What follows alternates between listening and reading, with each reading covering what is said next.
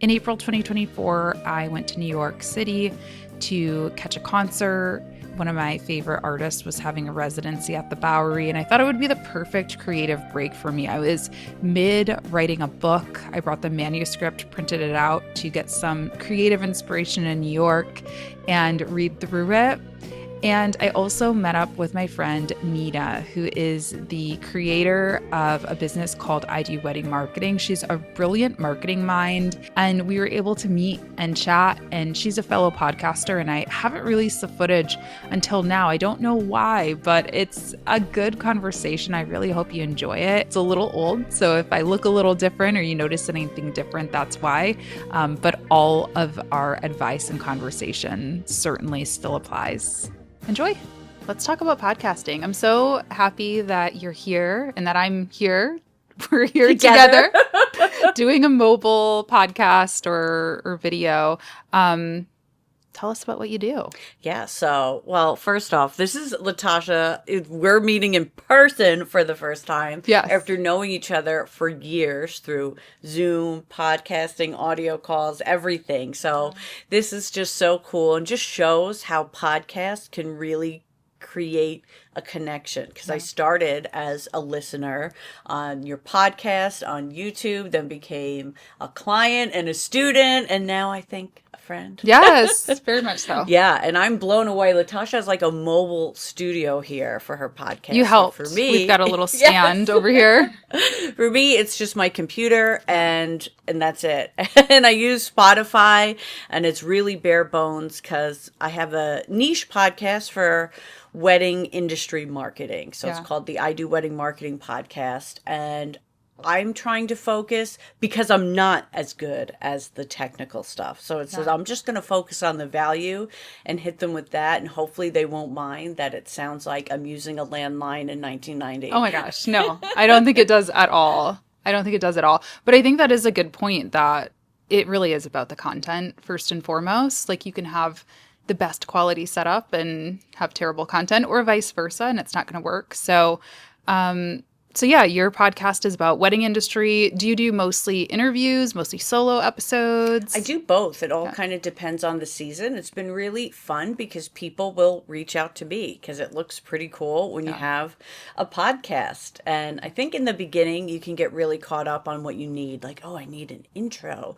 and I can do commercials, so I should put them in, and it's like, what you need are listeners. Yeah. So focus on getting those value-based listeners, because the first episode did the best, but you did really good in the beginning, and then the next few after that didn't do as good. So I take that to mean have a strategy from the start. Yeah. So this way you see the momentum go up instead of down. Yeah. What's the goal with the podcast? Like, who do you talk to, and why do you talk to them? For me, mine is to talk to other wedding vendors. And I get a lot of other fellow wedding service providers. So I do social media for wedding vendors. A lot of wedding website designers will listen too.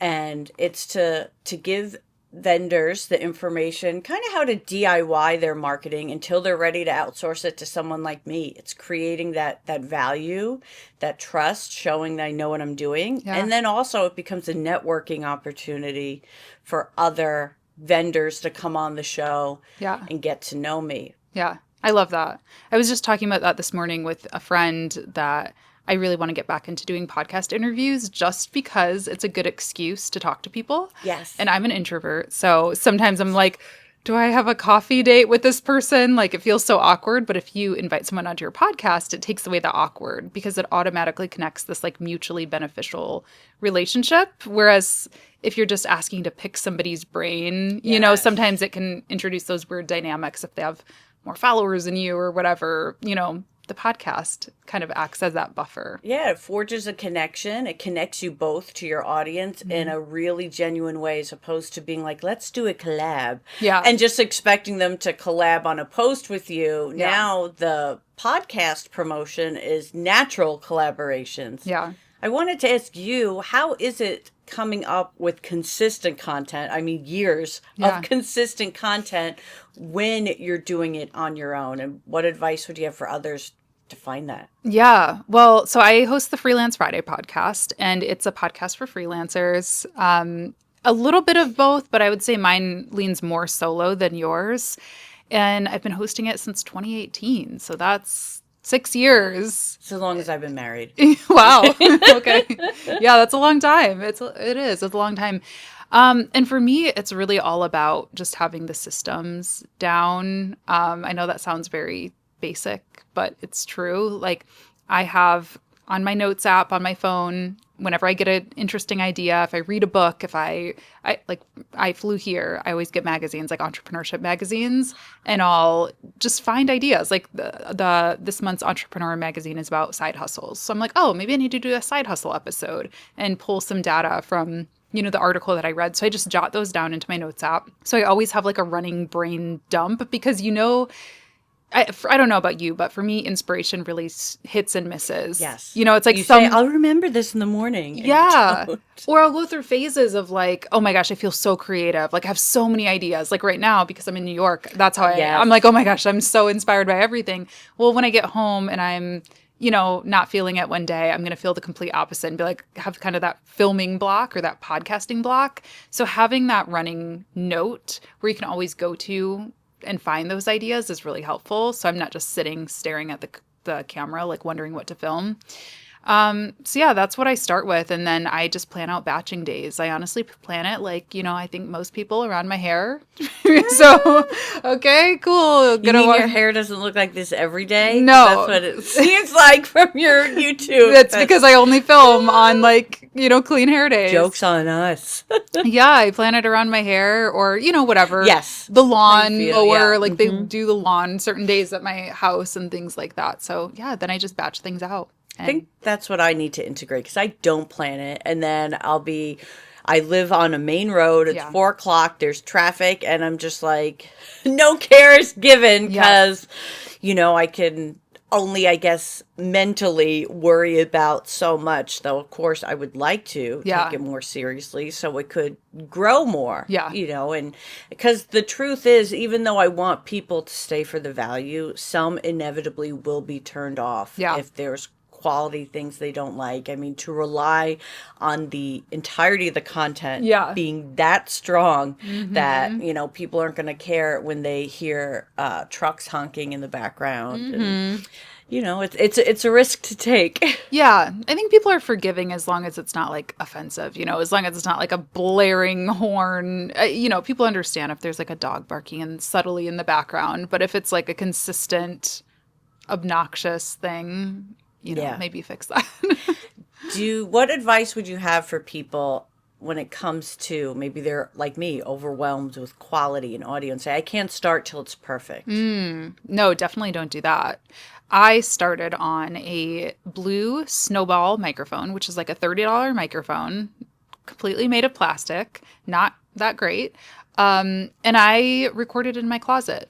Closets are great places to record because they're insulated, or just anywhere that's soft. Even like a bedroom is better to record than like a kitchen, obviously, or something with a lot of hard surfaces. So honestly, a lot can be done with your environment. Even like right now, like you said, we're recording mobile. We've got a phone, we've got a vlogging camera, and we've got a couple of DJI microphones, just making sure that we have like a filter, a pop filter over it. That'll get you pretty good quality. So I think just get the best quality that you can with what you have now, and then upgrade over time. I didn't know if I was going to like podcasting, so I didn't want to invest in the big expensive microphone to start. I used whatever I used for my Zoom calls and stuff at the time, and then just upgraded over time. What about you? How did you start? Like what equipment and stuff? It was my phone, and the app was called Anchor at the time. It's now owned by Spotify, and I don't think they're going to allow you to record from the app and edit it anymore. But now what I've been using is Zoom, and I record them on Zoom. So this way I get the video of myself recording. Yeah. And then you had introduced in one of your episodes an app called Chopcast. Yeah. And that takes your video clips and just automatically slices them up into good like downloadables or real moments and puts the captions. So that's why I wanted to start using the video, and then Zoom just worked for me for being the recording conduit. And then I kind of wing it. So I just hit pause, gather my thoughts again, then go back. And when I'm doing a solo one, I just stop and go. And Yeah. when it's an interview, I'll do it straight through. Yeah, that's smart. And I love that you're doing video with it because as we know, as marketers, like that's social media nowadays. So that's, I'm sure, a great promotional tool for you too. What I've noticed is actually those clips do really well on Pinterest. Oh. I was looking last night at my Pinterest. So even though they're not great quality clips, they're from Zoom, they're still resonating. I mean, I put them on Instagram and TikTok too. I put them everywhere. Yeah. LinkedIn. Yeah. And they do well. So nice. That has been nice to see about it. Yeah. Cool. Creative people, if you are looking to finally turn your passion into real revenue and long-term success, I want to invite you to my free class. It's called The Business of Influence, and it's all about helping creatives like you build a profitable and sustainable creative business. In this class, you're going to learn some practical strategies for figuring out which business model is the right fit for your goals. You're going to learn how to build a business plan that gives you freedom and flexibility, and you'll get the confidence you need to just start and move forward with clarity and without overthinking. We all know that I do it.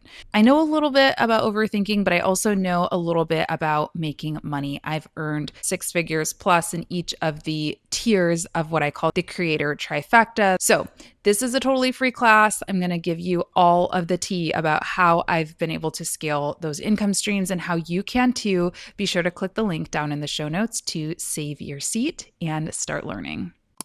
So, Latasha, my first podcast interview I ever did was somebody I met through your community. No way. Yes, it was the Ambitious Freelancer. Okay, yes. And she's also the Happy Arkansas. Yes. Is it Arkansas? Arkansas. Yeah, we love her. You tell I'm from New York. Yeah. And, you know, we were either in your mastermind together or one of your groups. And that's how, being in those networking groups together, it becomes, especially because at that point you're all aspiring, and it becomes mutually beneficial to everybody to put out those invitations if one of you has a podcast. And if you're the one with the podcast, they're all like kind of focused on you. Yes, for sure. That's awesome. Yeah. I think it softens the ask again. It's not coming at it of like, oh, hey, you're up here and I'm down here, or vice versa. You're kind of on this neutral playing field. It's like, hey, we're both a part of this group, or we both have this thing in common. I'd love to get to know you more. It makes it a lot of an easier ask, you know? Yeah. And part of my anxiety with asking people onto my podcast was that because it's so niche, it's not a huge viewership. But you know, I wasn't asked, even, you know, marketers I really respect in the wedding industry, I felt too shy to ask them on my podcast, even though we were friends. I mean, I haven't asked you on my podcast. That's crazy to me because you're this wealth of information. But finally, and this is just within the past few months, I started saying to them, well, what I can get you with this is like 50 loyal niche targeted listeners. Like that's what I'm promising. I'm not going to promise 1,000 downloads and you know, subscribers to your email list, but I know you're going to get at least this many who are really relevant to what you do. And they become interested in that. Yeah, that's smart. So how do you reach out? Do you like send a DM? Do you send an email? I have to say most of the time, 75% of the time they ask me, which is really fun and nice. So then I just say, sure, you know, and that's it. That's awesome. Yeah. And what I like to do is, and then for anyone I'm reaching out to, I just, you know, give them the open invitation and say, you know, as long as it's focused on wedding industry professionals, you could talk about what you want, you know, here's what we've talked about recently, here's what I'd love, you know, and I'll provide them with a Google document that has what I think I'm going to be asking. And I like to have an organic conversation where it's not necessarily planned, but sometimes you do have those moments where you don't know where to go next. And some people, half of them love to pre-fill out the questions and read off them and feel comfortable knowing they do. The other half don't even look at it, but I feel good knowing I provided it either way. Yeah, interesting. My first podcast guest, I was terrified because this was closet snowball era. And so I very much had no idea what was going on. And her name is Vina V. She's a YouTuber who does like tech. I think she's kind of changed her niche since, but at the time she was doing like YouTube tips and tech stuff. She's in the UK. And yeah, I think I just cold emailed. We had nothing in common, no connection, no mastermind together. I just cold emailed and she said yes. And what I learned over the years of asking guests on is most people do say yes. Like most people are happy to talk about themselves, to share, what they're doing, to be introduced to a new audience, even if it is small. Like you said, like, yeah, you might not have the world's biggest audience, but you have a very targeted niche audience, and that's super valuable. So even me, like I say yes to almost everybody who asks me to be on their podcast, as long as it's not like weird and, it somewhat aligns and I actually have the time in my schedule, because you never know where those people can be also in a year from now, And what's really important is to understand the podcast host's audience. Yeah. So when people send me a pitch and their topics relate to couples getting married, right? I'm not going to have them on because they don't talk to wedding vendors, right. And they didn't even realize that's what my podcast does.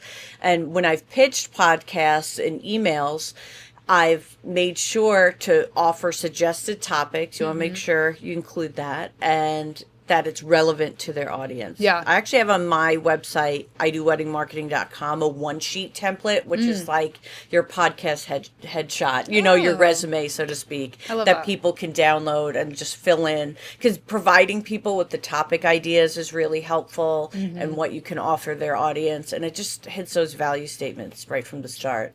Yeah, I love that. I love the idea of an outline too. I've changed my mind on that over the years. I actually used to hate it because I had one guest on who she literally read her answers. And like it was so awkward for both of us. Yes. And so I kind of didn't like doing that, but over the years I've changed my mind just because I think as long as I let people know, like, hey, please don't read this, use this as a talking point. This is a starting point. We might go off in different directions. It just comes across more natural, and I prefer for them to be a little bit prepared. But I actually got a tip. Have you heard of the podcast Cubicle to CEO? Ellen Yin. Sounds like something I'd like. Yeah, her and I did an event together, like a virtual event together, and she was talking about bad interviews, basically, or interviews like the one that I just mentioned. And she said, remember that your job as a podcast host, your like loyalty is not to your guest. Your loyalty is to your audience. And so thinking about it with that knowledge now, that wisdom, I kind of wish I wouldn't have published that podcast because it just sounded so, robotic. Yeah. One thing I'd like to mention is I actually think that sending a personalized email will go further than responding to a group post looking for podcast guests, or because those groups are fantastic. Yeah. I think it's Podcast Collective. If you put that into Facebook, you'll find it. Yeah. And you want to make sure you follow the instructions. Very often it will say, apply on our website. So don't leave a comment. Don't flood them with DMs. Yeah. Follow the instructions. And I think by having that one sheet, you'll be able to show that you're serious, you're experienced, and really get that connection. Yeah, I agree. That's actually a great point. When I first started my podcast, I was in a lot of those groups for both just to pitch myself to be on podcasts and also to find guests. So they can be really helpful, but I agree. I would get a lot of people who clearly did not read what I was about or would just like comment on other people's like, me, I want it. And it's like, how you have to sell yourself. You have to pitch yourself. Saying me, I fit in that category is not compelling. So something that I actually have done is I have a page on my website, just like latashajames.com/about, that has my bio. It also has a Google Drive folder that has like a doc version of my bio, my headshots, kind of my media kit. So that way if I'm pitching for stuff like that, I can say, give my little elevator pitch and then, here's my website if you want to check out more. And that's really helpful. That also makes you a great guest because after the podcast, say, here's everything I need all in one place. They don't have to chase you for your bio, for your headshot, or just pull one without asking you and you hate what they picked. Yes. Oh my gosh, that's the worst when that happens. Yeah. So I think those are all great tips for guesting. Do you guest on a lot of podcasts? Not whole lot. Yeah. But there was like one wedding industry podcast I really wanted to be on, and I pitched it, and that took a lot of like, for me, a lot of like strength to be like, all right, I'm going to do it, because I am very sensitive to perceived rejection. I'm calling it perceived rejection because I really don't even think it's rejection, because there's so much that goes into it. Yeah. What they already have scheduled. Yeah. When they're filming. So you have to hit these at the right time sometimes. Yeah. But knowing I'm so fragile with that, I limit how often I will apply, but I do want to make an effort to do it more. And if I do get that rejection, to just treat myself to something and move on, Yeah, for sure.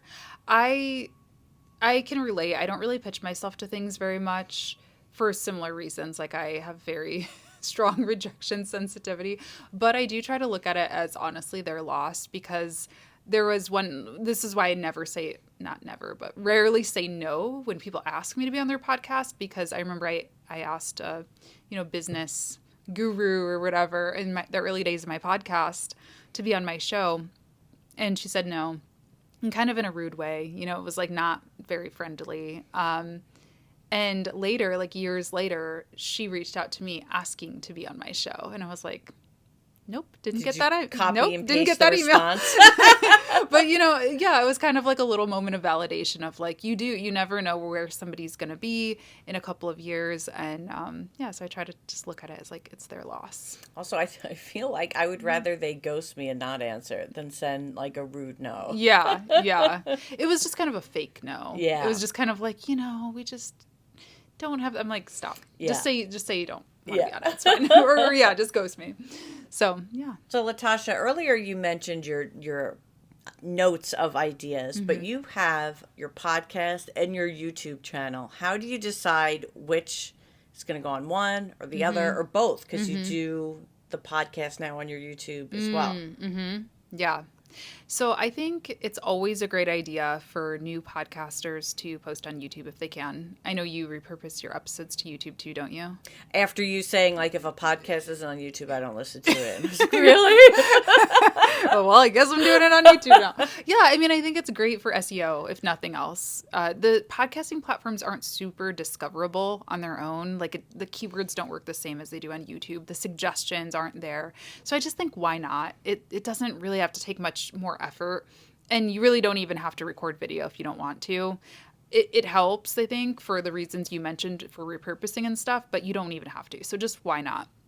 So that's kind of where, I did audio only podcasting for maybe a year or two. And I also was managing a YouTube channel, and I was like, hold on, why don't I overlap the Friday episodes so that I can do a little bit less work and also reach a wider audience? So I started recording it on video every Friday. So all of those are cross-posted. Like, they're always going out to both platforms. Now, I will say it can be a struggle because there are some things that do better on YouTube and podcasting. It's just like YouTube is a little more clickbaity. Like, sometimes I'll change the title. Even for this Friday, like the episode that went out today, it was about what did I post today? It's about I saw it on my feed too. Yeah. It's about why I don't have a team anymore. I had a 7-person team and I don't anymore. And I think on YouTube I called it, I used to have a 7-person team. Now I'm a solopreneur. Here's why. It kind of more of this like, ooh, like I want you to click. It's a little more juicy. Yes. Whereas on the podcasting platform, I think I just called it like solopreneur versus entrepreneur, pros and cons. Yes. So you have to be, just study your analytics and see what people are resonating with. But there are always episodes that sometimes kind of flop on the audio or flop on video and just do better on one or the other. I'll also say I sometimes do audio exclusive episodes. And usually those are my therapy episodes. I don't know what it is. I don't know if you can relate to this, but I just feel like when I'm only on audio, I can just really open up a lot better than on video. On video, I kind of feel like I have to perform a little bit, or I have to have myself together. And if I really am going through something in business, it's like I want to get in my PJs. I want to cover up and like get in bed sometimes and just like. If we weren't on video right now. Yeah.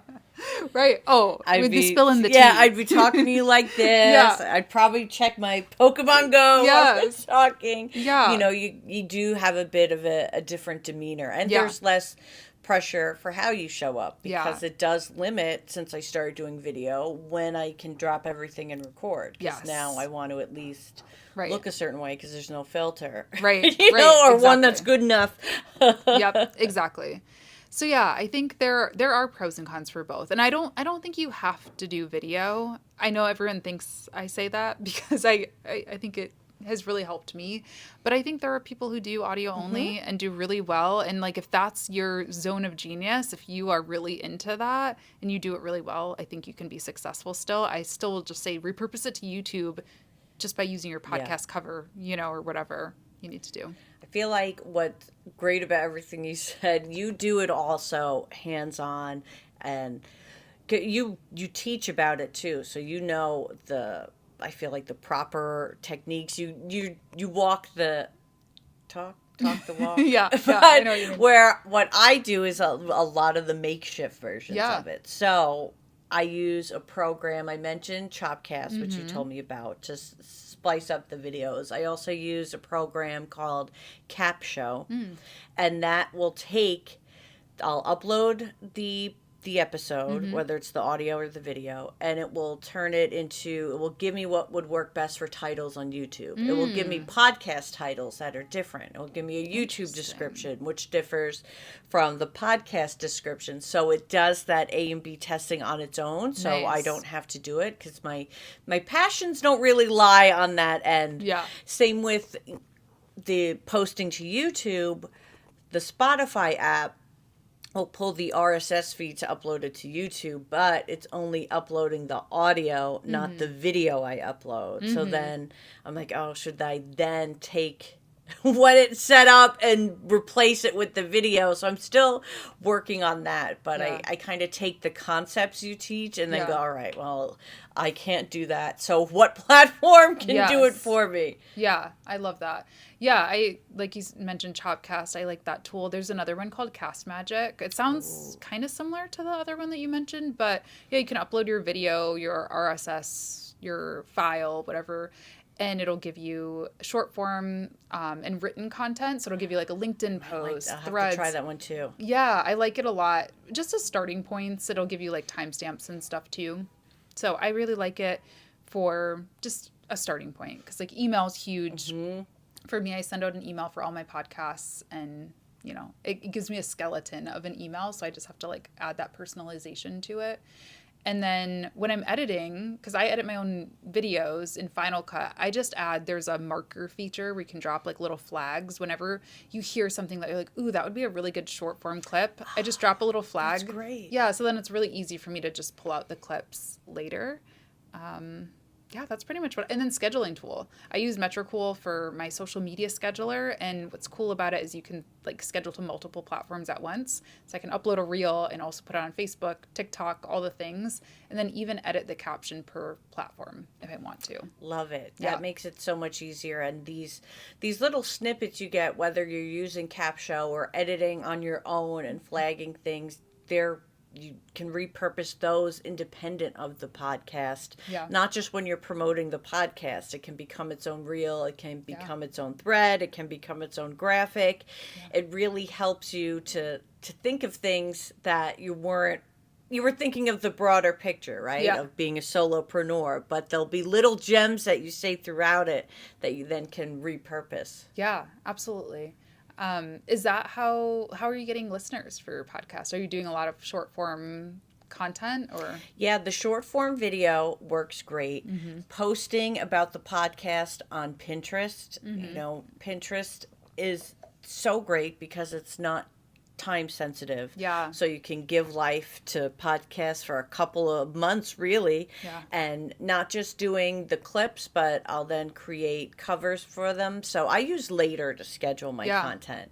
And on Later for Instagram, you can upload a real cover photo. Okay. That cover photo doesn't upload to Pinterest, just the reel does. Okay. So then I'll use that cover photo again as a separate pin. Oh, So I'm smart. still using it. So I'll try to post about the podcast several times in several different ways, but email really is the most important. So, Yeah. for example, having that one sheet template when I've spoken about being a podcast guest, I added that as a freebie. So you're Yep. getting more email listeners who then are going to be notified of the podcast each time it Nice. goes out. And you really can. You just check your app after the email blast. And you're like, wow, we just doubled Uh-huh. listeners. Freelancers, we've got to talk about it. We've got to talk about money. I know it's not always the most pleasant topic, but I know it's one that keeps a lot of people stuck in jobs that they hate and not going full time in their business. And it also keeps people from starting their business at all because it can be expensive to start up. So, this is not financial advice, but I just want to share a little story that I wish somebody would have told me about before I started my business. And actually, whenever I was 15, 16, and got my first job. So, fun fact, I was 30 years old before I moved the majority of my money out of a checking account, just a basic checking account. And I'm ashamed to admit that, but I also am proud to share that with you because we're all learning together. That's what this show is all about. And I want to share the things that I learn and the ways that I improve my life. And one of those ways is by opening up a high yield savings account. The one that I prefer is Marcus by Goldman Sachs. It's my favorite. And they do have a referral program. So I'll leave my link for you down in the show notes. Using that link gets you an additional percentage in addition to their normally advertised annual percentage yield. It also helps me and helps support this show. But basically, the quick story of what a high yield savings account is, if you are also new to this like me, is you just get an additional interest percentage more than you would get from your typical checking or savings account at your local credit union or bank or whatever the case may be. You can open your account with $100 if you want to. There's no minimum, which is great. Start saving some of those coins for yourself instead of making those big banks rich. That's my thought on it, at least. So be sure to sign up using my link if you're interested in earning a little bit of extra coin for yourself and start investing in your financial future. It's a very easy first step. Just move some of that money from checking into a high yield and watch the dollars roll in. It'll be nice. So, Latasha, I've been, as you know, an OG listener Yes. of yours, Thank you. and something new you have been doing within the past year or less on your podcast is commercials and sponsorships. You used to have your own products be the sponsors of the podcast. Now Yeah. you have some others. So, can you talk about that process? Yeah, so that's interesting, actually. It's interesting that you've noticed that. So there's a few different ways that you can monetize a podcast. Obviously, there's selling your own stuff. There's sponsorships, which I think a lot of people are familiar with. For instance, I have a long-term relationship with Metricool, the scheduling tool that I mentioned earlier. So they sponsor the podcast. And so they get an ad read, like a host read ad read. Hey guys, we're talking about podcasting. You should use Metricool for, blah, blah, blah. And then there's also what are called programmatic ads. And those are more of like your radio ads. So, hey, this is Progressive or, Yes. whatever. This episode's brought to you by Allstate. And So I'm like, I always hear the one about during Easter. It's the BJ's Easter Bunny, and all the podcasts I listen to get it. And it's what is BJ's? so it must be Yeah. a New York area thing. It's like a Price Club, Costco. Okay, yeah. Oh, yeah, no. I think we have that. It's new, though. Yeah, so in the beginning of my podcast, I actually wanted to do no sponsors in the beginning just because I think it's important when you're building a community to not overload people with selling them stuff. And I just really wanted to see if people actually liked the show before trying to monetize it. So I think I went like a year or two without any type of monetization, really. And if I did do any ads, like you said, it would just be me talking about my own stuff. And that's a little hack for people if they want to just sit down and batch out a couple of ads for themselves. Hey, I'm Latasha. Here's my course. Check out the social media management toolbox, whatever. Just do like a 15 or 30-second little bumper that you can place into your episodes anytime. Another thing that I did when I wanted to start monetizing it, but before I was at the point to like turn on real ads or get sponsorships, was affiliate ads. Yes. So for instance, I know HoneyBook, because the wedding industry, a lot of people use it. They do an affiliate program. And so I would just record, hey, check out my client management system, HoneyBook. You can use my link. And, that would get me indirect, revenue, I guess, that way. So that's something else people can do. But yeah, now, like I said, I work with some sponsors, and then the programmatic ads, I use Anchor or Spotify for podcasters as well. And you can just turn that on. It's just like YouTube, where YouTube does the automatic monetization for you once you hit a certain threshold. So I've turned those on. I'll be honest with you. I don't know that it's not making me rich by any means. Like, it's not a lot of money, but it is nice to just know that my podcasts are earning something. So you are getting Yeah. Look, that's mic money. That's exactly. stuff for the podcast. So it's definitely nothing to joke about. I think it's really significant and a great idea to do the affiliate ads, because if you think about your own process of working, whoever you're speaking to in whatever industry that is. For us, it's social media, so it's the tools we use that have affiliate programs often, or even the stock photo sites I use, or think about the apps you use for your work, and then think, which one of these have affiliate programs. You may have to contact them and ask, but it could be a really natural way to get some relevant ads in that are going to connect. Because like we said, when I'm listening to true crime stories on podcasts, and a commercial to go to BJ's for Easter candy comes on, it's not hitting the feels.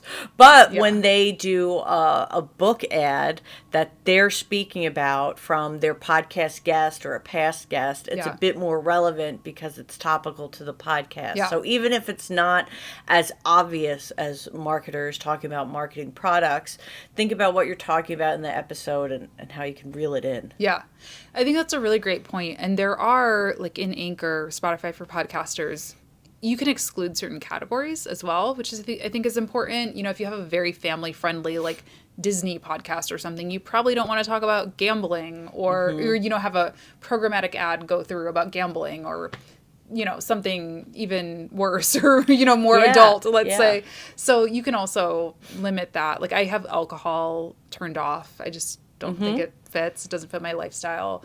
So yeah, that's important too. Or if you want even more control, like you said, you don't have to do programmatic ads. You can really be selective with your own products or products that you use or pitch to sponsors too. Fantastic.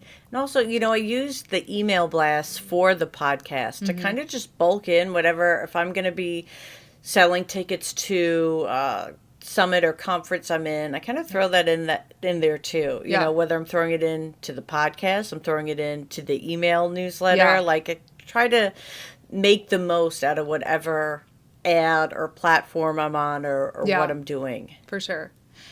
How are you monetizing your show? Pretty much not. But the monetization for me comes from the clients. So I'm trying to ideally get full service clients from this podcast, and the podcast establishes the know, like, and trust factor for me. And when people see that I have a podcast, they listen to it, they build that trust with my company, and they're ready to work with me because of it. So it's much more of a longer kind of end game as opposed to the ads. But I will include relevant affiliate marketing. Like I have stock photo services for wedding photos, and so I'll include those or anything else I'm promoting at the time. But it's mostly to directly build to the audience who ends up buying from me. Yeah. And I think I think that's something people need to hear, because I feel like we hear that podcasting or YouTubing or whatever can make you rich and, everyone's going to be like Mr. Beast. And that's not most creators. Most creators, I think the value of creating content is to fuel something else. And like I said, that's what I did for the first couple of years. And honestly, I kind of want to get back to that a little bit more, because the programmatic stuff is nice, but like I said, it's not a ton of money. I would kind of rather put that energy and the viewer's attention or listener's attention onto something of my own, rather than driving to like BJ's or Allstate or whatever, you know what I mean? Like, why don't I get them to click a link over to my stuff instead? So I actually think that's kind of the smarter way to do it, unless you have such a huge show that you're getting millions of downloads. And obviously, you're going to... That's my wish for you all. Yeah, and then invite us on it. Yeah, for with sure. the email, that structure we gave. Yeah, but you're the queen of niching. I always reference you when I'm talking about niching. The fact of the matter is both of us are in niches that are only so big. Like, yes, the wedding industry is huge. Yes, freelancing is huge. But I'm never going to probably get the same amount of listens as like Oprah's podcast that can be relevant to anybody's life, really, self-development or something really broad like that.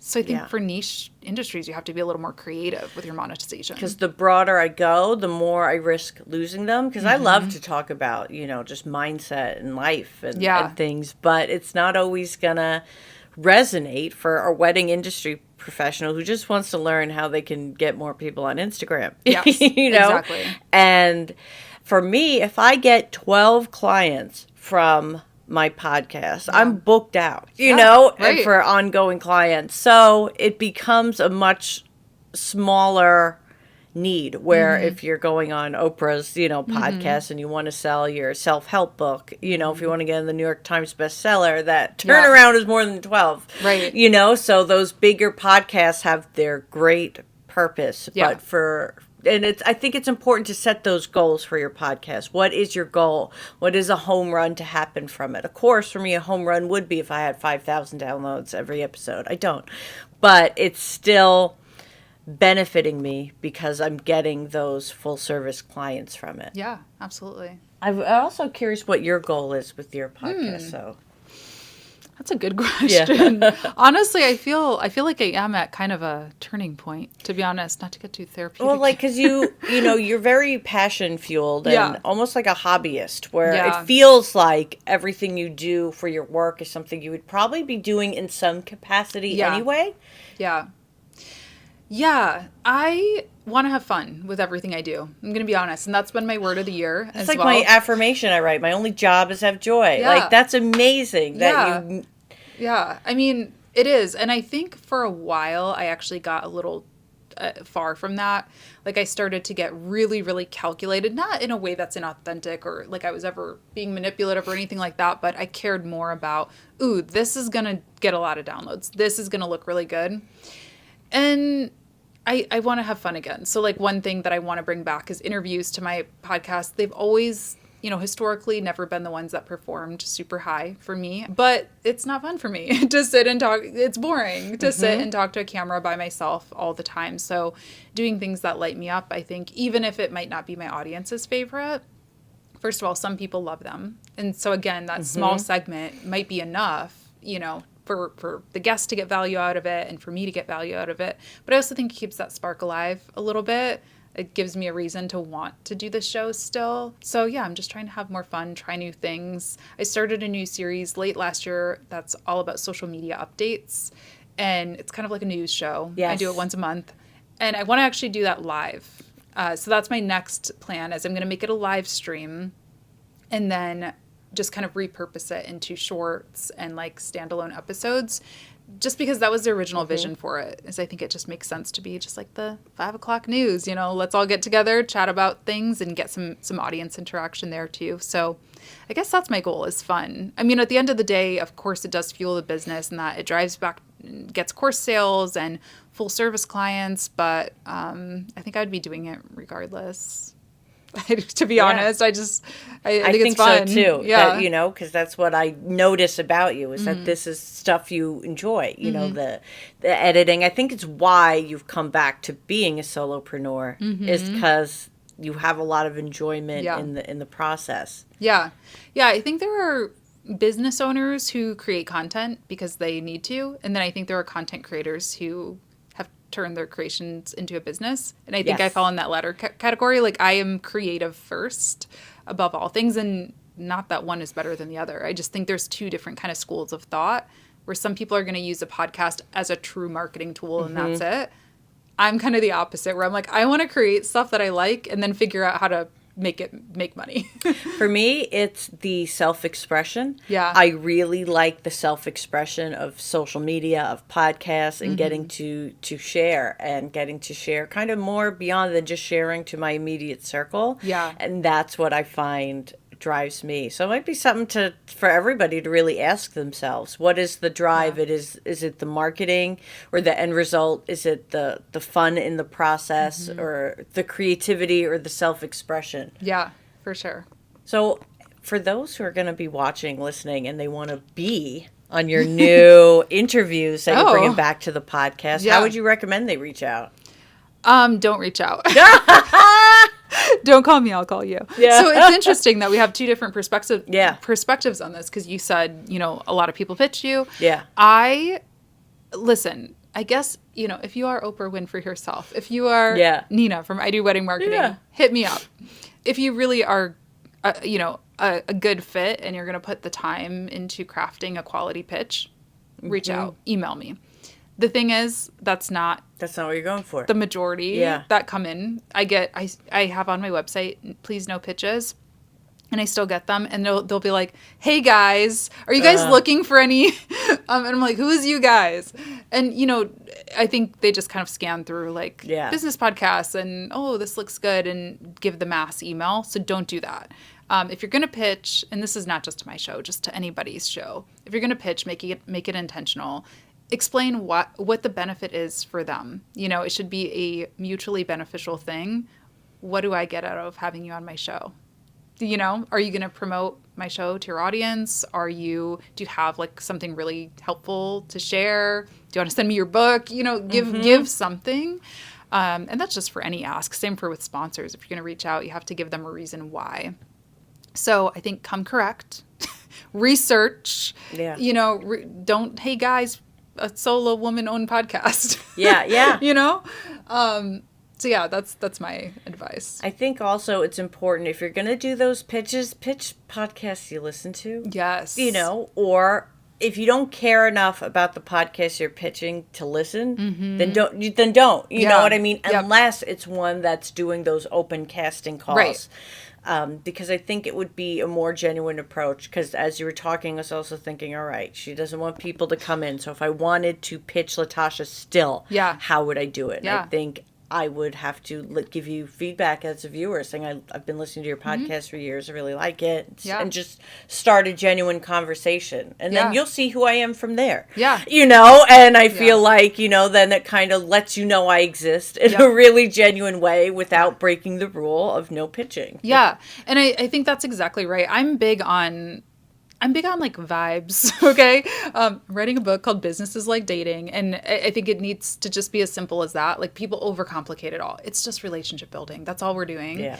And oh my gosh, sorry. You're good. It's like if somebody went up to you and said, "Hey, let's go have sex," you'd say no. But if somebody said, "Hey, do you want to go get a drink?" you might say yes. Yes. It starts with just a hello. How are you? Same thing. I like your shirt or whatever, not let's get married. So same thing. I actually just had a DM, and I don't even think he was trying to pitch me. It was just a fellow Instagrammer. He creates content, and he DM'd me and he was like, "Hey, I've been listening to your podcast. I really liked this episode." He pointed out a very specific episode, meaning he actually listened to it. And I was like, oh my gosh, I'm trying to do more interviews. Would you ever want to be on? It's natural. Yes. And he might have, who knows? He might have wanted to try to get on my show, but it didn't feel that way. It didn't feel like he was pitching me. It felt like we were having a conversation. Beautiful. I think that's a great example that people should remember and implement. Yeah, for sure. All right. So do you have a takeaway, a best advice for new podcasters? I think let the message be what's perfect. Don't worry about everything else being perfect, your background and things like that. If the message is perfect, then that can be good enough. Yeah, I agree. And I'm going to say something very similar and just start with what you have. iPhones nowadays are so good. Again, when I started 6 years ago, I feel like it was a little harder. You did have to have the USB mic, and now nowadays you really don't. You can get started. If you're watching this or listening to this, you have what you need. Whether it's a laptop, an iPhone, something. Don't use AirPods. Sometimes people think AirPods sound they're good not? for the microphone. It sounds like you're underwater. So I'd actually recommend Good just tip. actually speaking Yeah. into your cam or iPhone microphone. But yeah, start with what you have to see if you even like it, because you might not like it, your audience might not like it, and then you've just spent $500 on equipment, and you're like, what do I do with this Yes. junk? Yes. So Exactly. start where you're at. And also, I think people like the journey. You know, I actually like that I have really bad quality episodes out there, because I can show people, like, listen, it didn't happen overnight, and I still have I still have way more further to go, like, before I hit where I want to be, professionally or quality wise or whatever. So it's fun to kind of take people along that journey with you, and I think it helps make you more relatable, and makes people want to listen to you. Absolutely. Every favorite YouTuber I have, I go to see their first video and Yeah. oh my God, you know. Like, did you film this in a tin can? Yeah. What is so this? it can happen. Cool. Well, good chat. Yes, and I want to hear if anyone ends up starting a podcast Yes. after this. Let us know. Send it to us. Slide in the DMs. Yes, Tell slide us in about the your DMs. podcast. At I Do Wedding Marketing. Yes, And be at Latasha James. Indeed, yes. So links wherever. I don't know how we're ending this. Right? Yeah. But thanks for being here. We hope this was helpful. Yeah. Bye. Bye. Bye. All right.